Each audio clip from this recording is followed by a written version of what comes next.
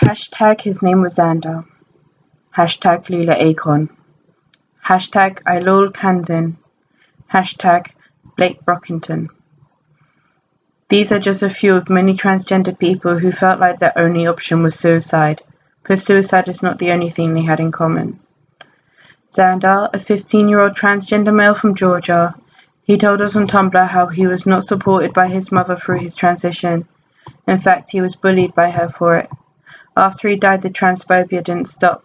Still, after committing suicide, his mother and friends continued to misgender him in their memorial posts. Leela Akon, 17-year-old transgender female from Ohio. Before her death, she posted a note onto Tumblr.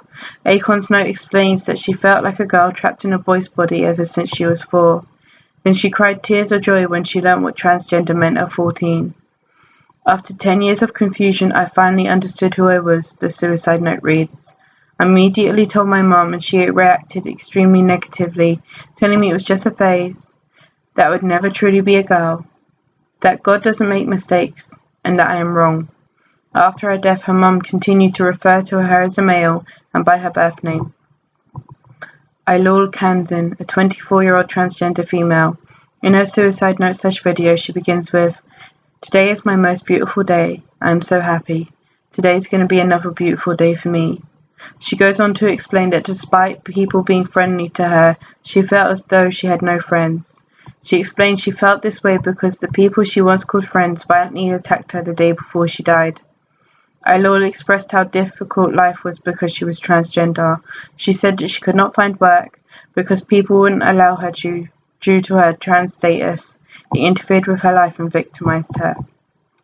Blake Brockington, an 18-year-old transgender male. His family was not supportive of his decision to transition from female to male. They wondered why a black youth would want to draw more attention to himself. Because of this, Brockington chose to live with a foster family during his transition. In 2014, Brockington received national attention for being the first openly transgender high school homecoming king in North Carolina. Later on, he said, That was single-handedly the hardest part of my trans journey. Really hateful things were said on the internet. It was hard. I saw how narrow-minded the world really is. After his death, Brockington's family, still unaccepting of his identity as a transgender male, used female pronouns and referred to him by the name they had given to him at birth in his obituary. Though their stories are all different, they have some shocking similarities. All under 25, all transgender, all committed suicide, all experienced the worst kind of hatred from loved ones and or friends. According to a survey done by the Williams Institute, suicide attempts among trans men is around 46% and trans women is 42%. 6,000 transgender or gender non-conforming people took part in a survey. Out of these 6,000, the respondents who experienced rejection by family and friends, discrimination, victimization, or violence had a higher risk of suicide attempts. Those whose families chose not to speak to them or spend time with them, around 57%. Out of those 6,000 who experienced discrimination, victimization, or violence at school or work, and when accessing health care, were also at higher risk. 50 to 54% were harassed or bullied at school. 50 to 59% experienced discrimination or harassment at work. 60% had doctors or healthcare providers who refused to treat them. 64 to 65 suffered physical violence or sexual violence at work. 63 to 78 suffered physical or sexual violence at school.